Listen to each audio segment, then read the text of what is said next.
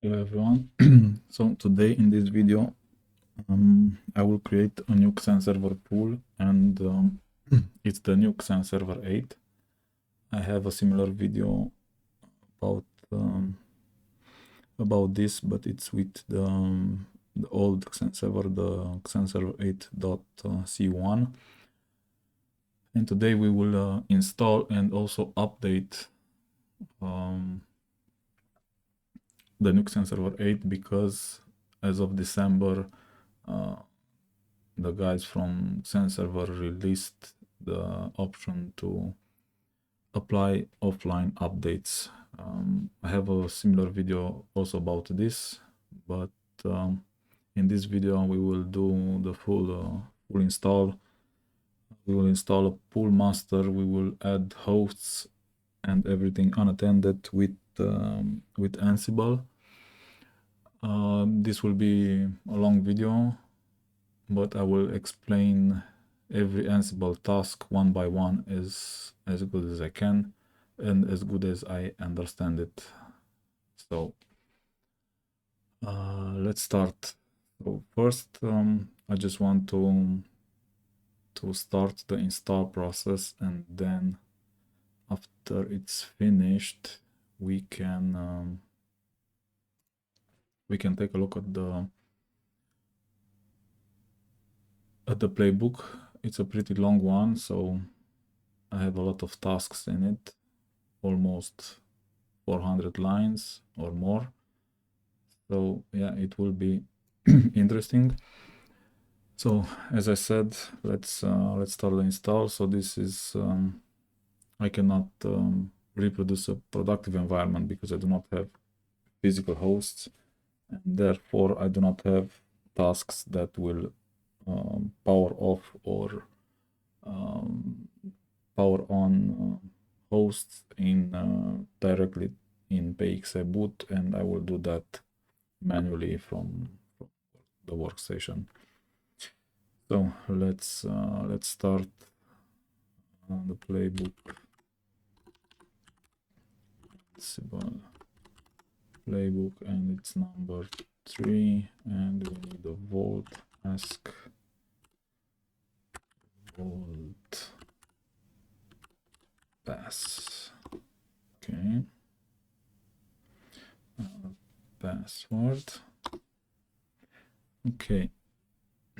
I grouped the pools in directories, and each pool has a YAML file that contains the information, the variables for all the hosts. So we will install pool 02 and xen 05, 09, and 10. 05 will be the pool master, and I have all the details. So all those variables are needed during the install process. And I also mentioned that this will be the master. So I didn't think of another way. So maybe there are different ways to do this, but for me this is the easiest way, the simplest way to be able to install them. So the first thing that it's asking us, the pool name, it's basically just the directory name, so nothing else, because I will map this this variable. So this file, this YAML file, I will map it as a variable source. So all the variables will be available during the playbook execution. So it's pool 02, and now it's asking us for the file itself, and it's all right. It's xen05. It's so the first thing that it does is it displays you that you will install this server with this IP address. So those are just informations for you, so that you not mistype or something else.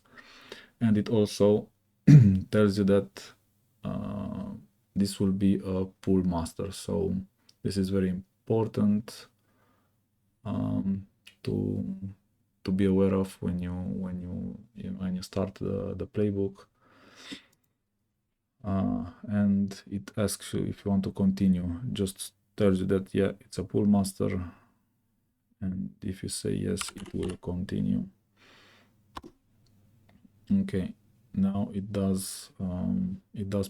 prepares the grub file and the answer file. I will show you after the install is finished, and the task now it's waiting for this message to appear in the logs on the host. So normally in a productive environment, the first task should be to or one of the tasks should be to boot the host. So for example, here just before this one, you should put a task to power on the host and power it on so that it boots from the network. Okay, let me go to my. So as I told you, I will do this manually.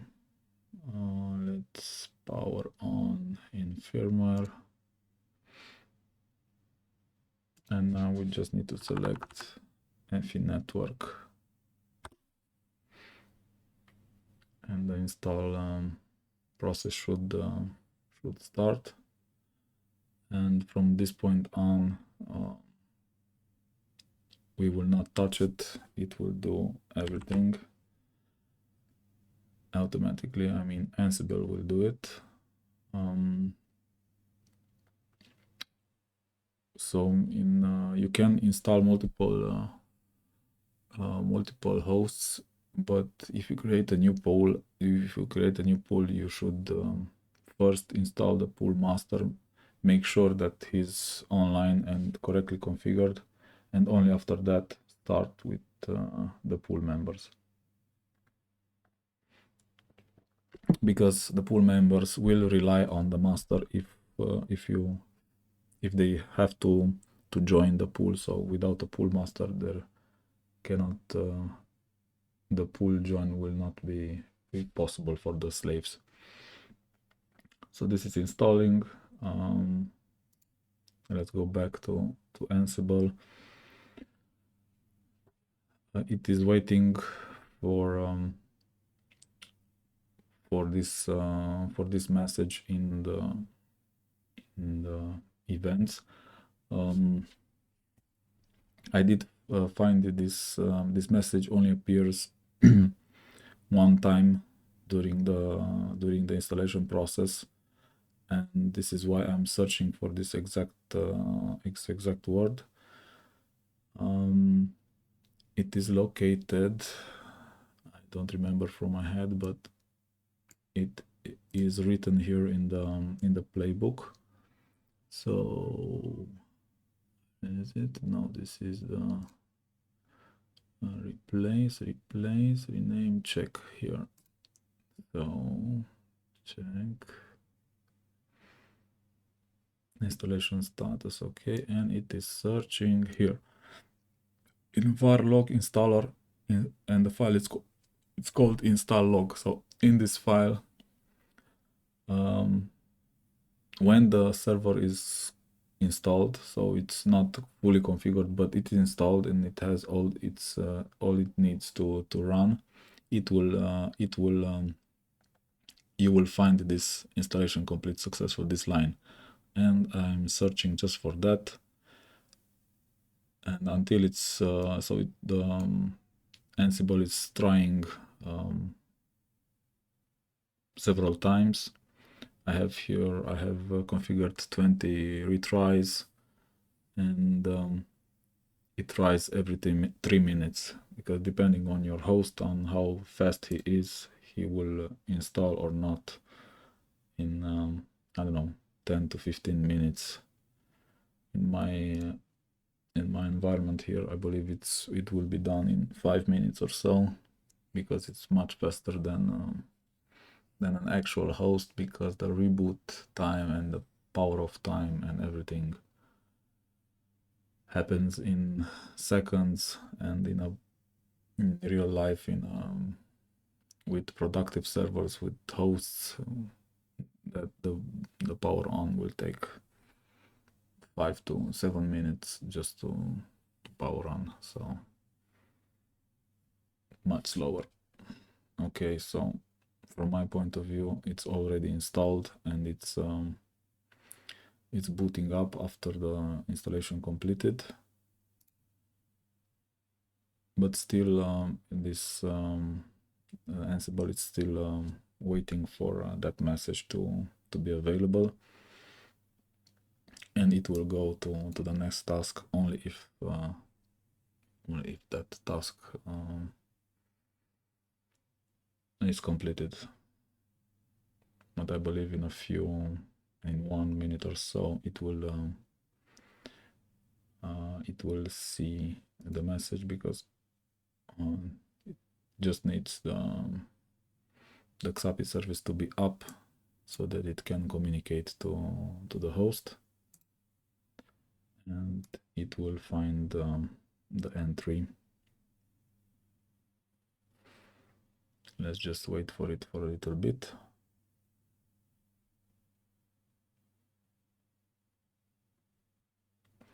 Okay, so it found the entry, and it's going to the next tasks.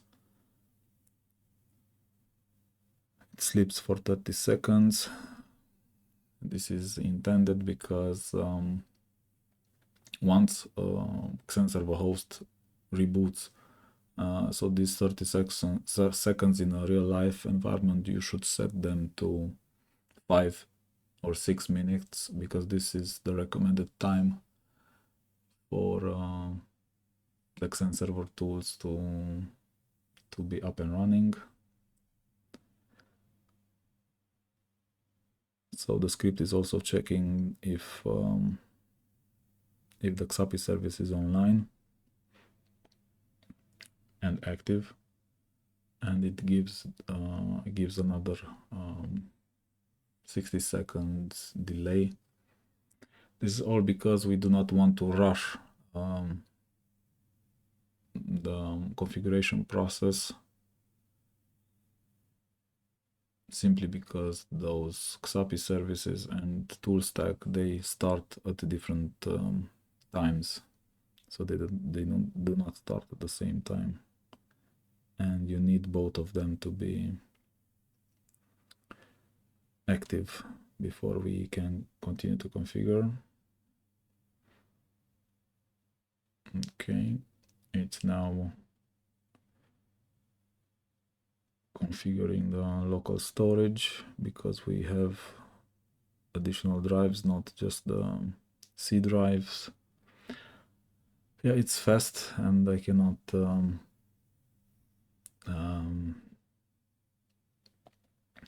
cannot speak so fast as it does the jobs.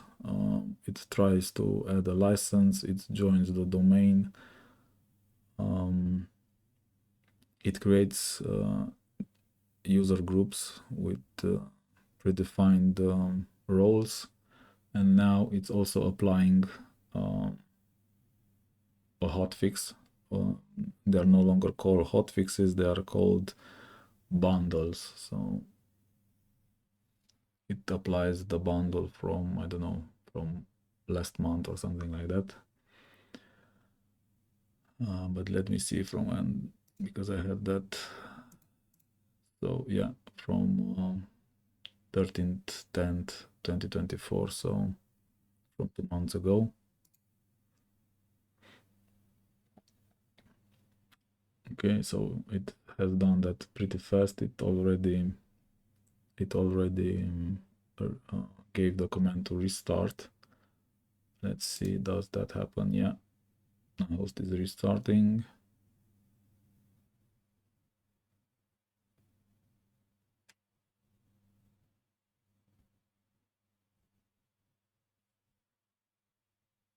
And we can go back to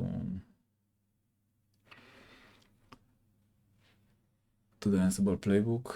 So it applied the updates, and now a few more things have to be done.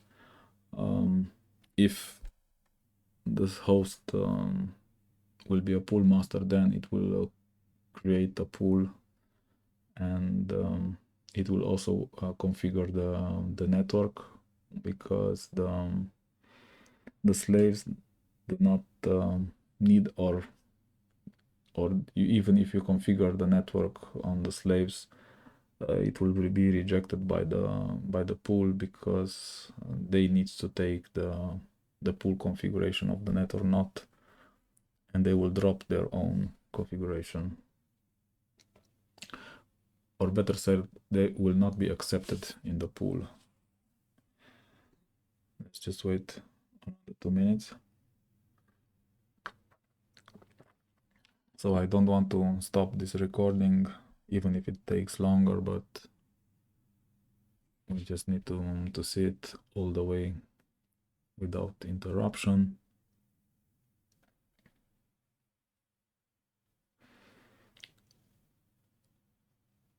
Because the next are, let's see, it's checking again for the XAPI services. Let's see, is he online? Maybe we can skip those 6 minutes. Let me just see what's next. So I install the updates, install update bundle. Yeah, it will configure the network, create the pool, and attach the NFS storage. Okay. Okay, let's speed it up a little bit.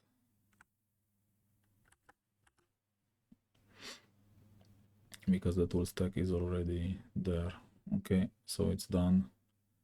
We can access it via the XenServer.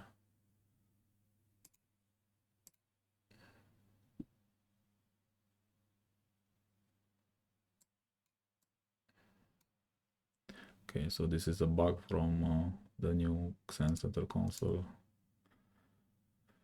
It does not display them at the start. This is my, okay, yes, accept, because this is a new install. Okay, so we have the pool and we have the first host, custom network, custom drives, configuration, NFS is attached, network bonds created, and VLANs created.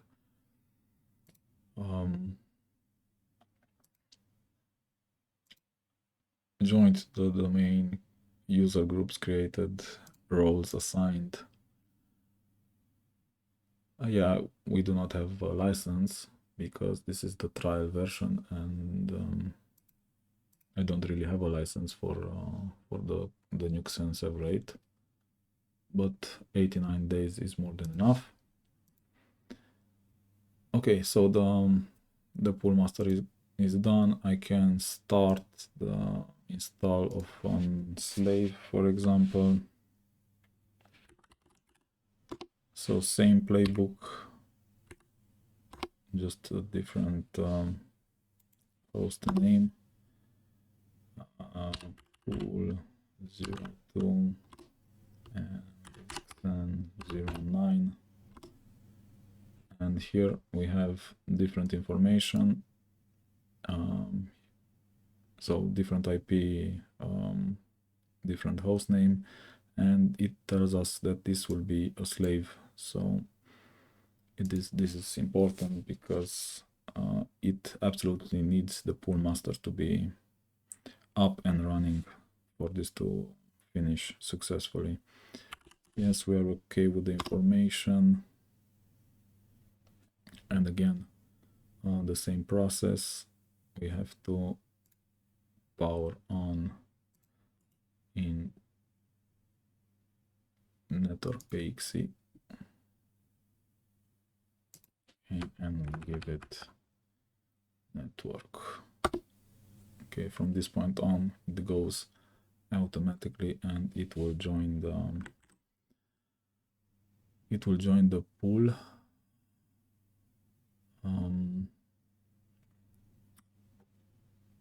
So this will be, we don't have to touch it, it will know what to do. Let's take a look at the playbook, because time is of essence. So let's start from the absolute beginning. So those two variables, you remember that it asks me for the pool name and for the host name. I've configured this in Ansible just to create the path to the file that contains all the variables. So base dir and XenServer name are just used below here into creating a variable, so nothing else.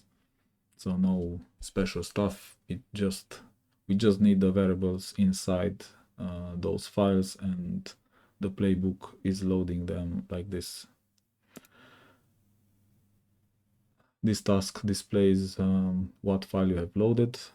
It shows you the IP from inside that, so this YAML file, and it tells you the host name, so the IP. So this is the variable name, and this is the variable itself. So this is displayed plus the host name. So okay, next.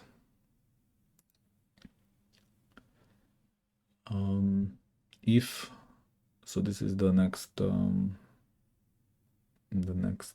task. If this YAML file contains in the variable XenMaster is written master, then it knows that you will install a master, and this is that prompt that shows you, hey, stop, you will install a pool master, are you ready to continue?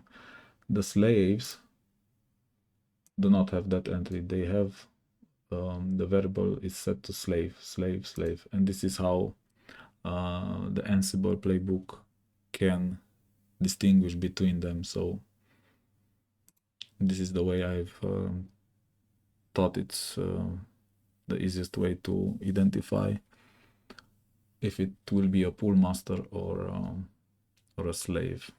Okay, so next. This is the confirmation if you're okay to continue.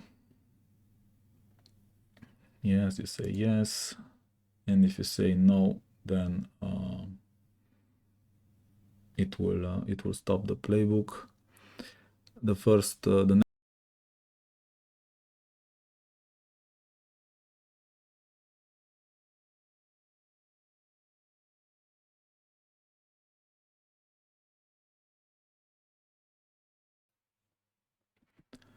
Okay, so I had a little microphone issue. The next task will search in the grab file, because the grab file looks like this. So tensor file here. Let's maximize this and cut.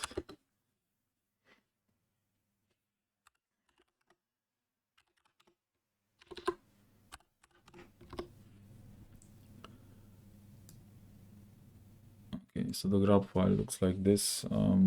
You can find this in the XenServer documentation. So, and I'm installing based on MAC address. So each time I'm installing a new server, I'm replacing. So normally when nothing is getting installed, this MAC address is replaced with free ###, and this task just removes this this word or those signs and copies the MAC address from the YAML file, so it inserts a variable. and we are not installing Xen 10. Let's see the 9. So we know that we are now installing 9 because this is the MAC address. So this is what this task is doing. It's just rewrites the grub file with the correct MAC address for the currently installed host. Okay, and if it fails, it will show you that so it will fail if the file is not free. So if the word free is not found, this means that another installation is in progress, and this type of installation does not support, at least the answer file does not support multiple installs at the same second. So you need at least, I don't know, 1 minute or 2 minutes between them, because the initial configuration that is in the answer file will only take a few minutes to go through, and then those files can be overwritten. Okay, let's see, maybe if I hit again, we will see it as free. Yeah, so the installation, the first part of the installation finished, and it wrote again that the MAC address is free, so a new installation can start as of this moment. Okay, the next thing that the playbook does is to update the answer file with all the information from the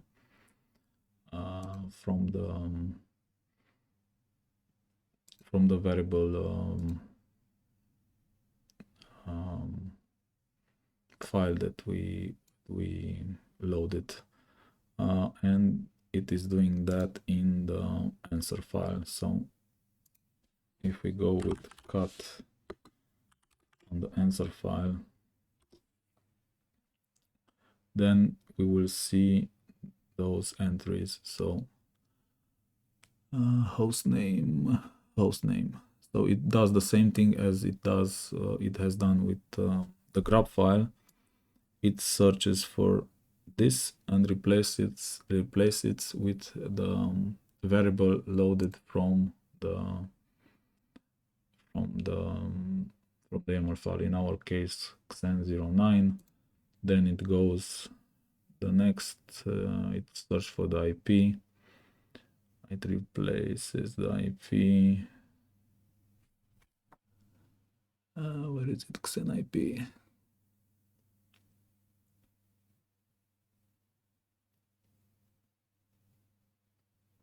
IP address. So this one will be the management IP for the Xen, and it will for the host, and it will replace it with the variable that it's found in the YAML file. And when it's finished, it will just copy. Go here with list one more time, and it will just copy this file, this original, and will overwrite the existing one, because during this replacement, the answer file remains with the IP and hostname that the current installation is working with. And for me to be easier, so not to do this step, all those replacement steps one more time, but reversed, then I'm just overwriting this file with this file, and you will see it later on. You will see the task later on. Okay, so those are all subnet, gateway, MAC address, NTP server, DNS server. So all those are replaced in that file. And of course, if something is wrong with the answer file, the playbook will fail, because if the answer file doesn't have the correct information, then our host will not be installed correctly. Okay, so now the next step is to remove the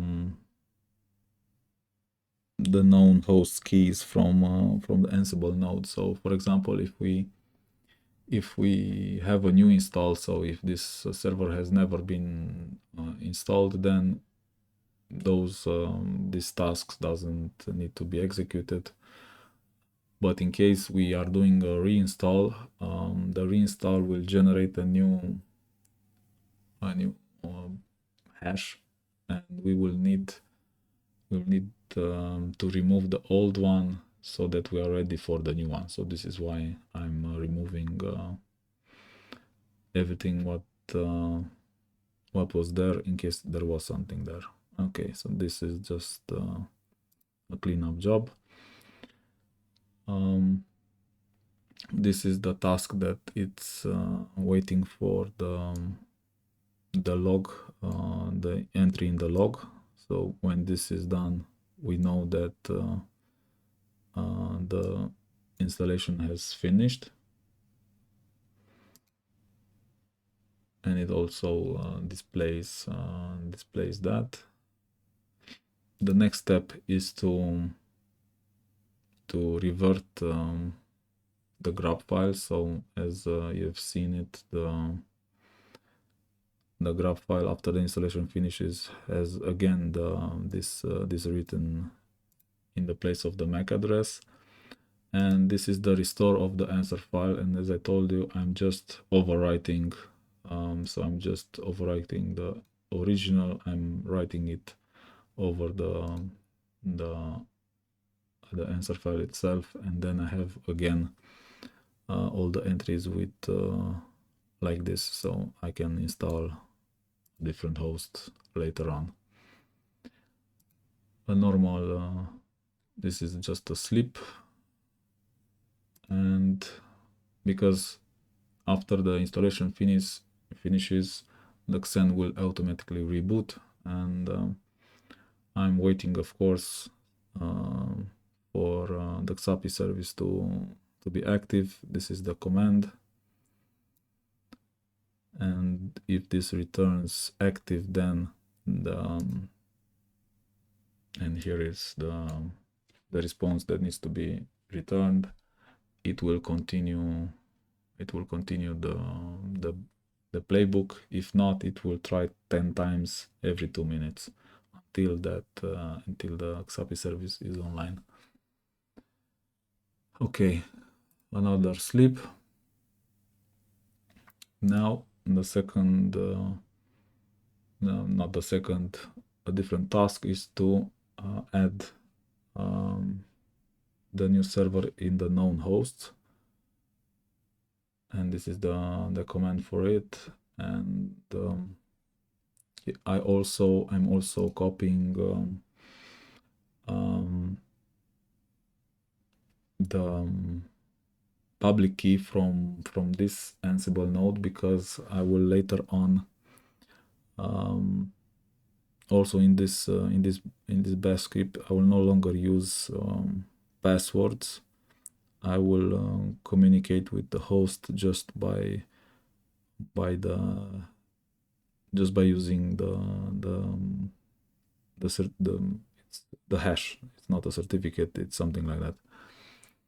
So, and those tasks are doing that, because after a successful install, I can do this, for example.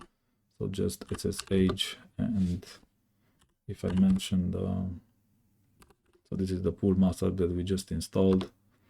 I have direct access without typing usernames or passwords, and this is very useful for having less commands in the playbooks, and it's a safer way to communicate through with the hosts.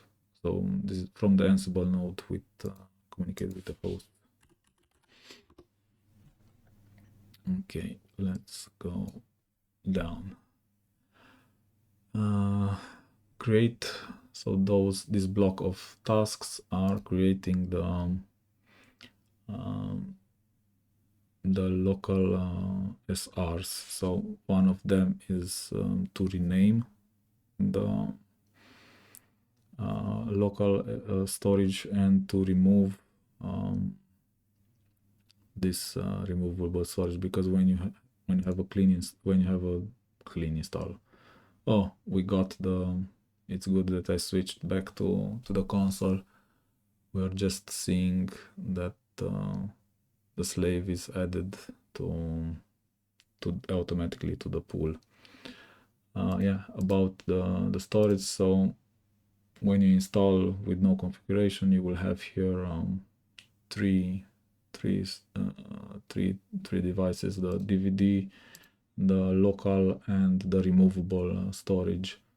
And I'm deleting through the playbook. I'm deleting the removable storage. I'm renaming the local storage to local SR XenServer 09, and also my host has 2 additional disks, and I am also mapping them and giving them predefined names. So this is all happening in those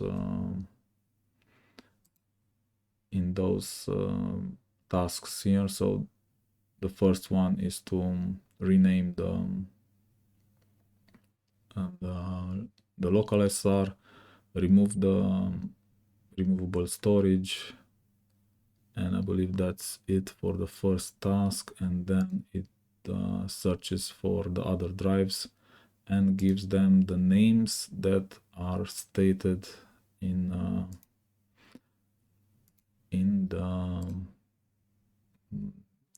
YAML file that we loaded in the beginning.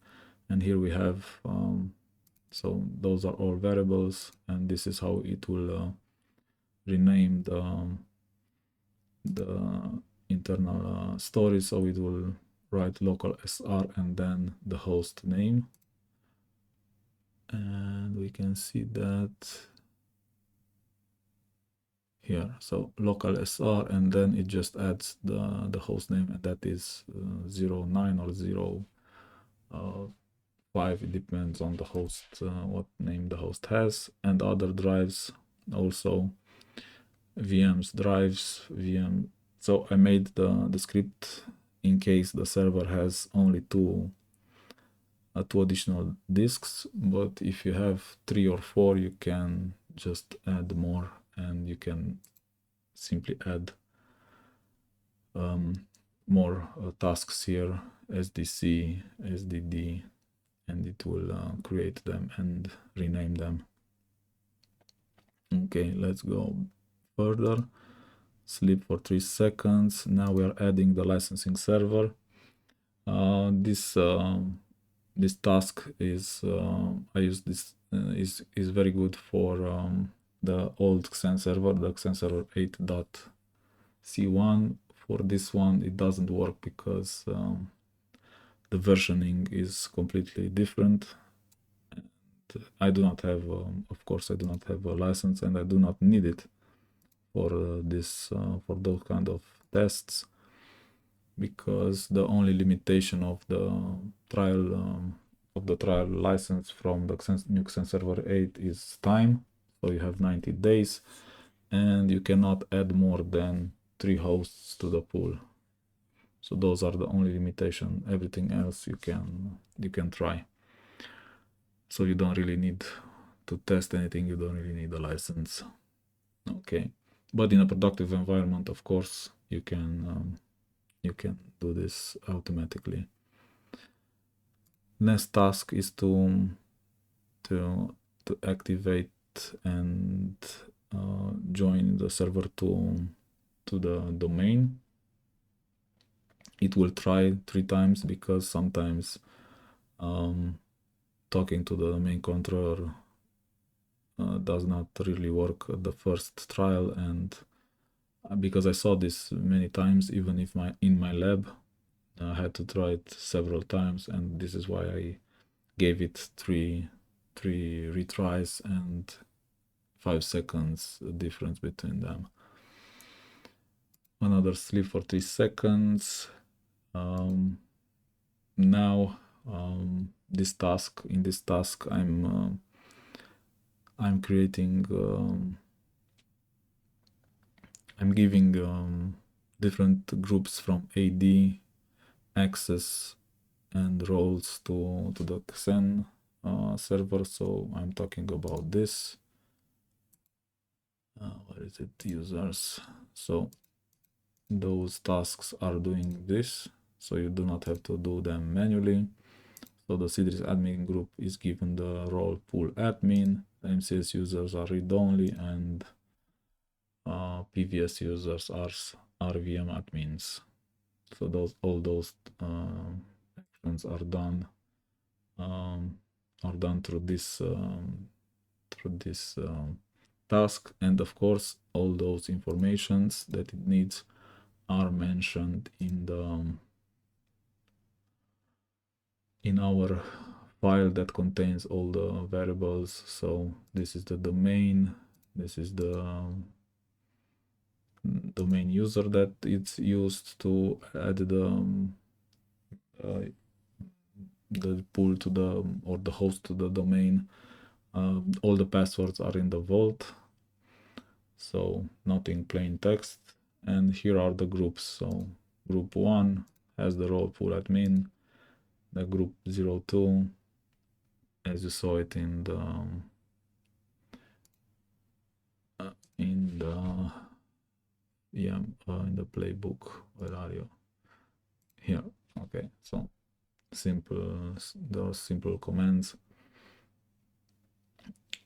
and you can add several groups here, and it's done in seconds. Okay, now the next it's a block, because I didn't want to have I wanted to separate them in a block. So this is the install of the offline updates, which have been installed. If we go now to our pool and general and take a look at the updates, so we will see that we have the update channel configured to offline. The last bundle uploaded was today, so when we started the install, and this is the hash of the bundle. You can only see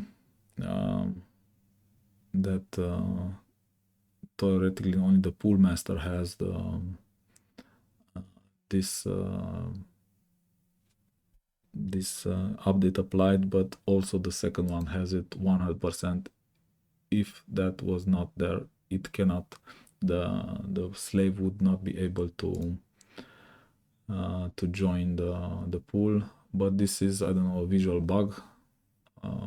It only displays like this, and also this down arrow will go away if I reboot the tool stack of the pool master. If I don't reboot it, will stay there for some time. I don't know why. So I believe this is just XenServer bug or something like that. So let me just restart the tool stack, and we will connect to it later on, and we will see that that down arrow is gone. So we are at the update. First task, it sets the host into maintenance mode. It creates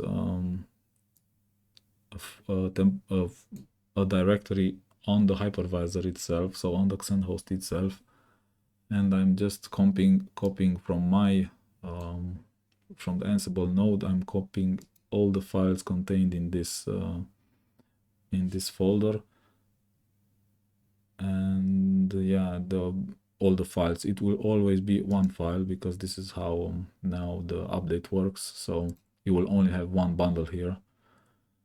At least this is how I made it to work, and it will just copy this file on the hypervisor, and then and then upload it for the installation. The next task is creating the offline repository. I have a very nice video about this, so you can check it out. It's called updating XenServer 8 via Ansible, and I'm also showing there the articles where you can find the commands for this. This is another command that you need to. So one is this is the repository creation. Now we are uploading that file that we just copied, so that we can be able to apply the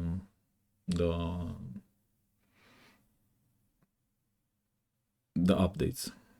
This is the actual command. So you need the UID of the host and the hash.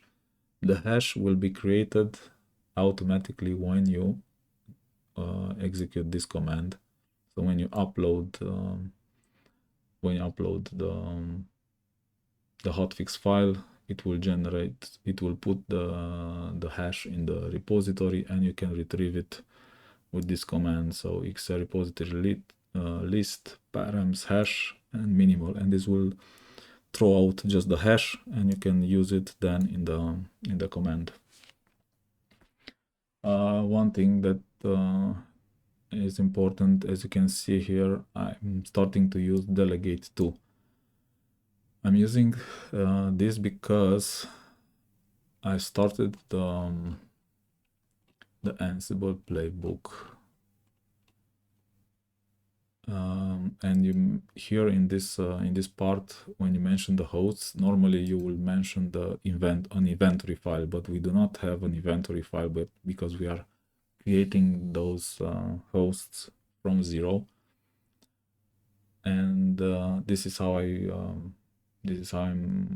made this playbook. So all the commands and most of the commands, you will see that I'm using SSH pass to communicate with the host, and this is the only way you can do it. If you mention there in the beginning of the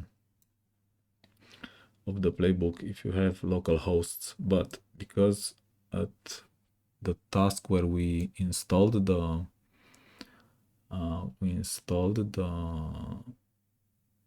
public key, I no longer can here. So after this task, those tasks here, those two, we can actually drop the root and password connection. We can just use directly commands, but we need to mention that we want to delegate this action to the host itself. So this is how Ansible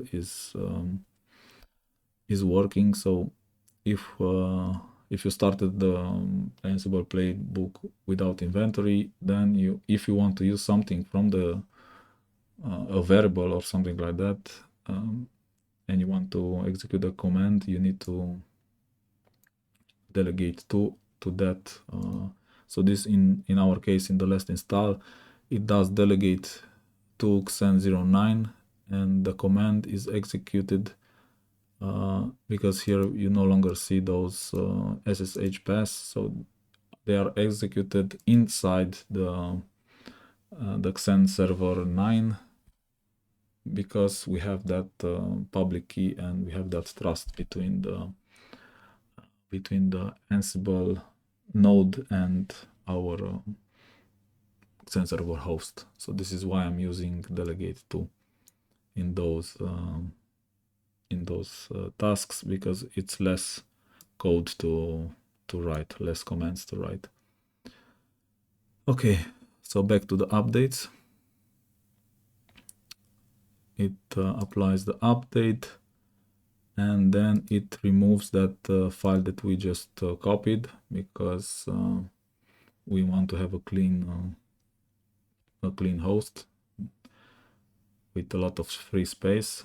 And yeah, in the future, if we want to install other updates, then we need that directory empty. Okay, the next task after the installation of the update is to reboot the host. We will wait, of course, for the host to come back up. Again, we are checking for the XAPI status, and even if the XAPI status is back online, we should wait. I hope I wrote that from what I remember. We should wait another, yeah, I'm waiting another 5 minutes for so the uptime of the server and the tool stack needs to have 5 minutes uptime. It will spare you a lot of issues if you wait. Don't rush, just wait 5 minutes. It's not that much. I mean, you do not wait, the Ansible playbook will wait. And after that, we are doing the network configuration, and as I mentioned before, the network configuration is done only at the master. So if we do not have if you're not installing a master, then this task will be skipped. As you can see here, this will be executed only if the Xen master contains the word master. So this one. If we have something else here, it will not be executed, it will be skipped, because the slaves do not need network configuration. They just need to have the same number of network cards so that they can match the pool master. Create pool. This is also done only if we are installing a pool master. Network configuration for slaves. So in this task, we are only configuring the network, but I was thinking, wait. We should not configure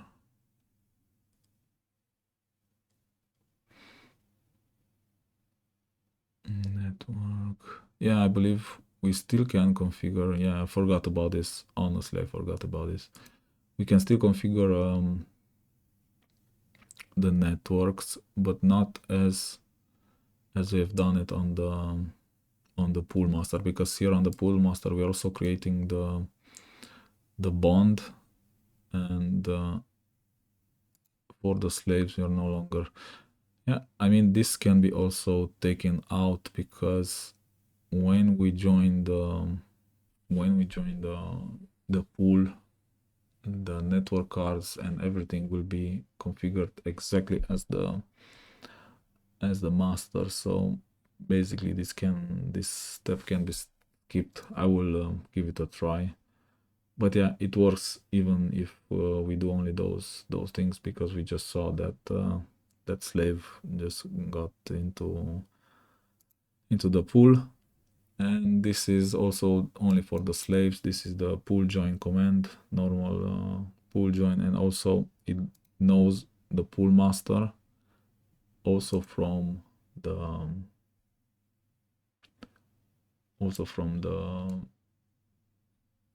file. So you have to have those files correctly configured if you want to have the pool install executed flawless. It's not that difficult. In a pool, for example, you will have most of the things, they will be the same. You will only change, for example, here you will change the host name, you will change the MAC address, you will change the IP, and everything else should be the same. And of course every file, so only one will have master and the other files will have slave. But yeah, this is something I didn't want to use a database. I do not know how to use a database, and I believe to create a database is more complicated for me. So I went just with simple files that contain variables. Okay, and the last task is to attach the NFS, and this is also done only if we are installing on pool master. If we're installing a slave, then we do not need this, because once you join a pool, the slave will automatically get access to the NFS storage and to the network configuration. Okay, I believe this is it. Almost 1 hour. Let's go back. And yeah, as I told you, that arrow goes away, but I don't know if you still will see now. So that hash will not appear on all of them in the XenServer console. Maybe this is something that Citrix still needs to fix. Not Citrix, XenServer, I apologize, because XenServer somehow is no longer Citrix.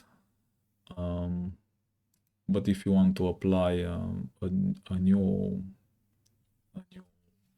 update bundle, so when you apply a new update bundle, all these will be refreshed, and you will see that you will have the same hash on all the hosts in the pool. Okay, if you like this video, please subscribe to my channel, and yeah, see you in the next videos.